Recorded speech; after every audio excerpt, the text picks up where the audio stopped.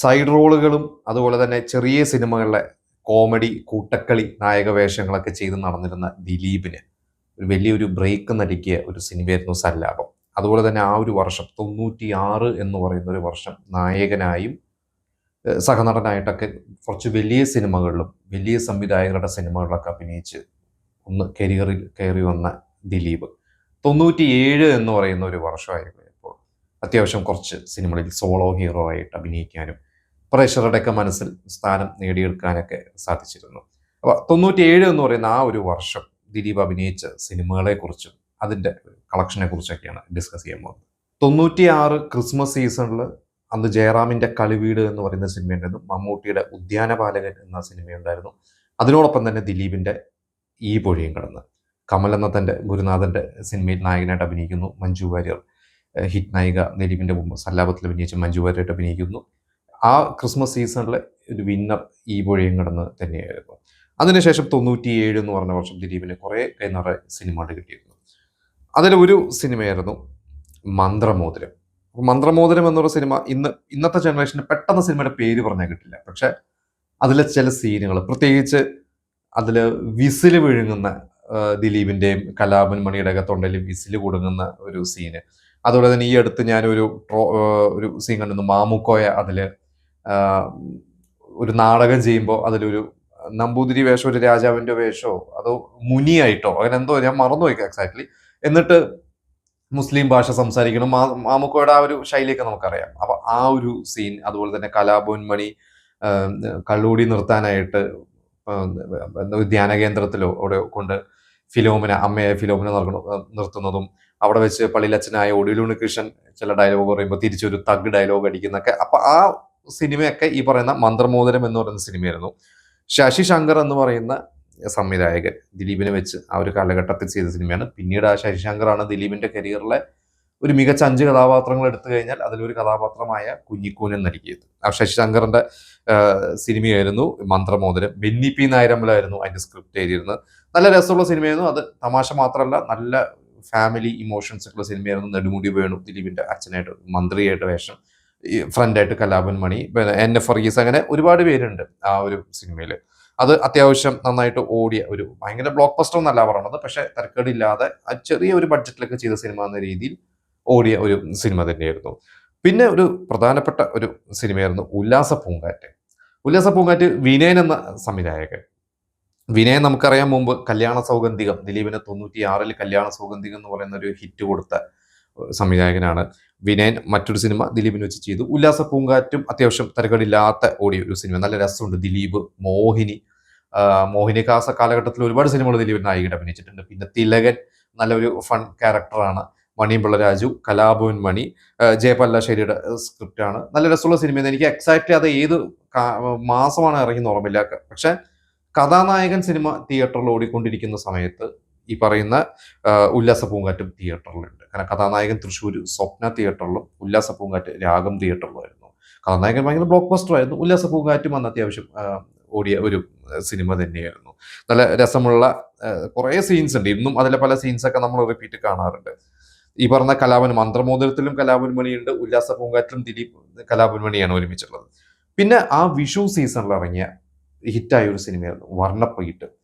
IV ശശിയുടെ സംവിധാനം, മോഹൻലാലും ജഗദീഷ്, മധു, നമുക്കറിയാം മീന മോഹൻലാൽ ആ ഒരു കോംബോ തുടങ്ങുന്ന ഒരു സിനിമയാണ്. ദിവ്യ ഉണ്ണി, അതിൽ ദിലീപ് നല്ലൊരു വേഷമാണ്. ഭയങ്കര ദിലീപിന് അതൊരു ഹ്യൂമർ അല്ല. ദിലീപ് അതിനു മുമ്പ് ചെയ്ത സിനിമകൾ വെച്ച് നോക്കുമ്പോൾ ദിലീപിന് കുറച്ചൊരു ഇമോഷണൽ ഒരു സിനിമയാണ്. ഒരു പാവം ക്യാരക്ടറാണ് ദിവ്യ ഉണ്ണിയുടെ ഭർത്താവായിട്ടും. നമുക്ക് കണ്ടിറങ്ങുമ്പോൾ നമുക്കൊക്കെ ഒരു പാവം തോന്നുന്ന ഒരു ക്യാരക്ടറാണ്. ഈ പറഞ്ഞ ദിലീപിന്റെ ഒരു സിനിമ എന്ന് പറയാൻ പറ്റില്ല. പക്ഷെ ദിലീപിന് ആ ഒരു മെയിൻ സ്ട്രീം സിനിമയിൽ ദിലീപ് അന്ന് അങ്ങനെ സെലക്ട് ചെയ്തു. അതാണ് ദിലീപിന്റെ ഒരു ബ്രില്യൻസ്. സല്ലാപം ചെയ്തുകൊണ്ടിരിക്കുന്ന സമയത്ത് തന്നെയായിരുന്നു സ്വപ്നലോകത്തെ ബാലഭാസ്കർ എന്ന സിനിമയിൽ ജയറാമിന്റെ ഡ്രൈവറുടെ വേഷം ചെയ്തത്. ദിലീപിന് അത് ഗുണം ചെയ്തിട്ടുണ്ട് സിനിമ. അതേപോലെ തന്നെയായിരുന്നു വർണ്ണപ്പകിട്ട്, ഒരു മെയിൻ സ്ട്രീം സിനിമ എന്ന് പറഞ്ഞു കഴിഞ്ഞപ്പോൾ ദിലീപ് അതും സെലക്ട് ചെയ്ത് അഭിനയിച്ചൊരു സിനിമയായിരുന്നു. പിന്നെ കുടമാറ്റം, സുന്ദരദാസ്, സല്ലാപം ചെയ്ത സുന്ദരദാസ് ദിലീപിന് കൊടുത്ത ഒരു സിനിമ തന്നെയായിരുന്നു. അത് ശരിക്കും സല്ലാപം കഴിഞ്ഞിട്ട് സല്ലാപത്തിൽ അഭിനയിക്കേണ്ടിരുന്ന നടനായിരുന്നു ബിജു മേനോൻ. പക്ഷെ ബിജു മേനോൻ അന്ന് മറ്റു ചില തിരക്കുകാരുടെ സല്ലാപം ചെയ്യാൻ പറ്റാത്തതുകൊണ്ടാണ് ആ വേഷം മനോജ് കെ ജയൻ ചെയ്തത്. പിന്നീട് ബിജു മേനോൻ തന്നെ സുന്ദർദാസിന്റെ അടുത്ത് പറഞ്ഞാണ്, ഇനി നിങ്ങൾ അടുത്തൊരു സിനിമ ചെയ്യുമ്പോൾ എന്നെ വിളിക്കണം, ഞാൻ വരണം. അങ്ങനെയാണ് ബിജു മേനോൻ കുടമാറ്റത്തിൽ അഭിനയിച്ചത്. പക്ഷെ കുടമാറ്റത്തിൽ നമുക്ക് ദിലീപിനെ നായകനെന്ന് വിളിക്കാൻ പറ്റുമെന്ന് അറിയില്ല. കാരണം നായകനാണ്, കാരണം മഞ്ജു വാര്യറുടെ പെയറാണ്. മഞ്ജു വാര്യരുടെ ചേട്ടനായിട്ട് വിജയരാഘവന്റെ ഒരു ക്യാരക്ടർ ഉണ്ട്. വിജയരാഘവൻ നല്ലൊരു സ്ട്രോങ് ക്യാരക്ടറാണ്. എനിക്കൊണ്ട് 3 പേരെ നമുക്ക് തുല്യം എന്ന് വേണമെങ്കിൽ പറയാം. ദിലീപിനാണ് നായികയുള്ളത്. എങ്കിലും ദിലീപിന്റെ ഒരു സോളോ സിനിമ എന്ന് നമുക്ക് പറയാൻ പറ്റില്ല. പക്ഷെ കുടമാറ്റം വന്ന് സല്ലാപത്തിന്റെ ഒരു വിജയം കുടമാറ്റത്തിന് കിട്ടിയില്ല. അതങ്ങനെ വലിയൊരു വിജയം അല്ലാതെ പോയി. ഫ്ലോപ്പ് അല്ല എന്ന് തോന്നുന്നു. എനിക്ക് അതിന്റെ എക്സാക്ട് കണക്കറിയില്ല. പക്ഷെ അത് സൂപ്പർ ഹിറ്റ് അല്ല കുടമാറ്റം എന്ന സിനിമ. പിന്നെ മാനസം എന്ന് പറയുന്ന ഒരു സിനിമയുണ്ട്. അതൊരു CS സുധീഷ് എന്ന് പറഞ്ഞ പുതിയൊരു സംവിധായകനാണ്. അത് ഭയങ്കര ഒരു സീരിയസ് സിനിമയാണ്. അത് ബിജു മേനോനും ദിലീപും ശ്രീവിദ്യയും കാവേരിയാണ് അതിൽ നായികയായിട്ട്, ദിലീപിന്റെ നായികയായിട്ടുള്ളത്. ലാൽ ജോസ് അതിന്റെ അസോസിയേറ്റ് ഡയറക്ടർ ആയിരുന്നു എന്നാണ് എൻ്റെ ഒരു അറിവ്. ലാൽ ജോസിന് ആ സിനിമയെക്കുറിച്ചൊക്കെ പലപ്പോഴും പറഞ്ഞിട്ടുണ്ട്. ആ ഒരു സിനിമ അന്ന് തിയേറ്ററിൽ വലിയൊരു ചലനമൊന്നും ഉണ്ടാക്കിയ ഒരു സിനിമയല്ലായിരുന്നു.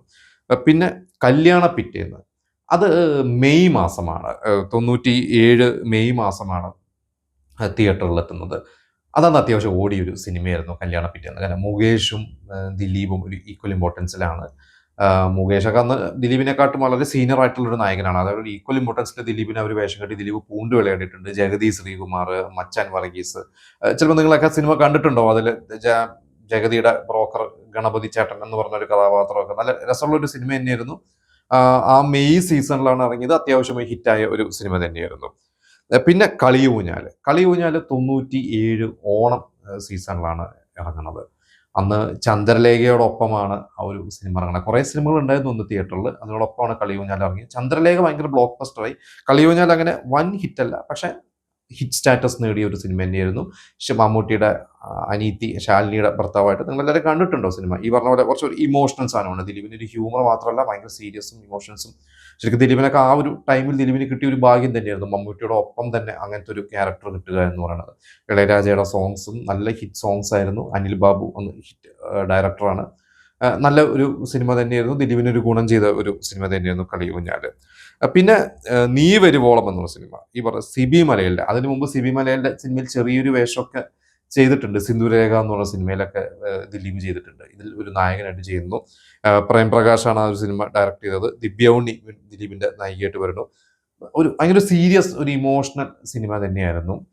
ആ സിനിമയെക്കുറിച്ച് ഈ അടുത്ത് പല ചർച്ചകളുണ്ട്. അന്ന് കലാപൻ മണിയെ അതിൽ, കലാപൻ മണിയില്ല, സലീം കുമാറിനെ അതിൽ അഭിനയിക്കാൻ വിളിച്ചിട്ട് ഷൂട്ട് തുടങ്ങിയിട്ട് സലീം കുമാറിനെ പറഞ്ഞയച്ചു. പിന്നീട് ഈ ആ വേഷം ചെയ്തത് ഇന്ദ്രൻസൊക്കെ ആയിരുന്നു. അപ്പോൾ സലീം കുമാർ വളരെ വിഷമിച്ചിട്ടാണ് അന്ന് ആ ലൊക്കേഷനിൽ പോയതെന്നൊക്കെ പറഞ്ഞിട്ടുണ്ട്. പിന്നീട് എനിക്ക് തോന്നുന്നു അതേ പ്രൊഡക്ഷൻ കൺട്രോളും അതേ പ്രൊഡ്യൂസറൊക്കെ പിന്നീട് സലീം കുമാറിനെ അഭിനയിപ്പിച്ചിട്ടുണ്ട്. എന്തായാലും ആ ഒരു സിനിമ പക്ഷെ അന്ന് തിയേറ്ററിൽ ഫ്ലോപ്പ് തന്നെയായിരുന്നു. പക്ഷെ നല്ലൊരു സിനിമയായിരുന്നു. ദിലീപ് നന്നായിട്ട് പെർഫോം ചെയ്തൊരു സിനിമയായിരുന്നു. പിന്നെ മായപ്പൊന്മാൻ എന്ന സിനിമ, തുളസീദാസ്, വീണ്ടും ദിലീപ് കലാപൻ മണി കൂട്ടുകെട്ടിൽ നല്ല രസമുള്ള ഒരു സിനിമയായിരുന്നു. മോഹിനി ഒക്കെ ആയിട്ട് അഭിനയിച്ച, അതിൽ ജഗതിയുടെ നല്ല ഒരു ക്യാരക്ടറുണ്ട്. ജഗതി എനിക്ക് തോന്നുന്നു അതിലൊരു ആൽബം ചെയ്യുന്ന ഒരു പോലീസ് ഓഫീസറായിട്ടുള്ള ഒരു കഥാപാത്രമാണ്. ഭയങ്കര ഫണ്ണാണ്. ഇന്നും നിങ്ങൾ അതിൽ സീൻസും കാര്യങ്ങളൊക്കെ കണ്ടിട്ടുണ്ടാവും. മായപ്പൊന്നാൻ അങ്ങനെ വലിയൊരു വിജയം എന്ന് പറയാൻ പറ്റില്ല, പക്ഷെ ഇതിൽ തരക്കേടില്ലാത്ത, അന്ന് ഈ പറഞ്ഞ പോലെ തന്നെ ഉല്ലാസ പൂങ്കാറ്റൊക്കെ ഓടിയ ഒരു സിനിമ തന്നെയായിരുന്നു മായപ്പൊന്മാൻ. എന്തായാലും ഇത്രയും സിനിമകളാണ് 97 എന്ന് പറയുന്ന ഒരു വർഷം ദിലീപിന്റെ ഇറങ്ങിയത്. ഇതിൽ നമുക്കതിനെ ദിലീപിന് ഒരു വലിയൊരു ബ്ലോക്ക് ബസ്റ്റർ ഒന്നും പറയാൻ പറ്റില്ല. പക്ഷെ എങ്കിലും ദിലീപിന് ഒന്നും അങ്ങനെ ഒരു എന്ന് പറയാവുന്ന, അല്ലെങ്കിൽ വളരെ മോശം എന്ന് പറയാവുന്ന സിനിമകളൊന്നല്ല. ഈ പറഞ്ഞ മാനസവും നീ വരുവോളും ഒക്കെ അന്ന് പരാജയപ്പെട്ടു തിയേറ്റർ. എങ്കിൽ പോലും ദിലീപിന് ഈ പറഞ്ഞ മെയിൻ സ്ട്രീം കുറെ സിനിമകളുടെ ഭാഗം, പ്രത്യേകിച്ച് മോഹൻലാലിന്റെ കൂടെ വർണ്ണപ്പകിട്ട് എന്ന് പറഞ്ഞ സിനിമ, അത് മമ്മൂട്ടിയുടെ കൂടെ കളിയൂഞ്ഞാൽ, എനിക്കൊന്ന് മോഹൻലാലിനായിട്ട് അതങ്ങനെ അതിന്റെ കോമ്പിനേഷൻ സീൻസ് ഒന്നും ഇല്ലാന്ന് തോന്നുന്നു. എനിക്കൊന്ന് ഒരു ഷോട്ടിലെന്തോ വന്നു പോകുന്നുള്ളൂ എന്ന് തോന്നുന്നു. കളിയൂഞ്ഞാലിൽ നല്ല ഒരു മമ്മൂട്ടിയുടെ കൂടെ അഭിനയിക്കാൻ പറ്റി. പിന്നീട് മമ്മൂട്ടിയുടെ കൂടെ മേഘം എന്ന് പറഞ്ഞൊരു സിനിമയും, പിന്നെ നമുക്കറിയാം ഒരുപാട് സിനിമകൾ, പിന്നെ കമ്മത്ത് പോലത്തെ സിനിമകളൊക്കെ ചെയ്തിട്ടുണ്ട്. ഇതൊക്കെയാണ് 97 എന്ന് പറയുന്ന ഒരു വർഷം. ഇതിൽ നിങ്ങൾ പല സിനിമകളും തിയേറ്ററിൽ പോയി കണ്ടിട്ടുണ്ട്. എനിക്ക് തോന്നുന്നു ഇതിൽ എക്സാക്ട്ലി എനിക്ക് തോന്നുന്നു വർണ്ണപ്പകിട്ട് അങ്ങനെ 1-2 സിനിമകൾ മാത്രമേ തിയേറ്ററിൽ പോയിട്ടൊന്ന് കണ്ടിട്ടുള്ളൂ. ബാക്കി സിനിമകളൊക്കെ പിന്നീട് അന്ന് കാസറ്റൊക്കെ ഇറങ്ങുന്ന, കാസറ്റ് നമുക്കറിയാവുന്ന കാസറ്റാണ്, DVD അല്ല, കാസറ്റ് ഇറങ്ങി കണ്ടിട്ടുള്ള സിനിമകളൊക്കെയാണ്. എല്ലാം എനിക്ക് ഭയങ്കര റിപ്പീറ്റായിട്ട് കാണുന്നത്. എനിക്കിതിൽ എൻ്റെ ഒരു ഫേവറേറ്റ് എന്ന് പറയുന്നത് കല്യാണ പിറ്റേന്നാണ്. ഞാൻ ഇന്നും കാണുന്ന ഒരു സിനിമ, ഇപ്പോഴും ഇടയ്ക്ക് സീൻസൊക്കെ കാണുന്ന കല്യാണ പിറ്റേന്നാണ്. അപ്പോൾ ഇതൊക്കെയാണ് ഈ ഒരു സിനിമകളെക്കുറിച്ചുള്ള എൻ്റെ അറിവുകളും എൻ്റെ ഓർമ്മകളൊക്കെ. നിങ്ങൾക്ക് ഇതിനെക്കാട്ടും കൂടുതൽ നിങ്ങൾക്ക് അറിവുകൾ ഉണ്ടാവാം, നിങ്ങൾക്ക് നിങ്ങളുടെ എക്സ്പീരിയൻസുകൾ ഉണ്ടാവാം. അതൊക്കെ നമുക്ക് ഷെയർ ചെയ്യുക.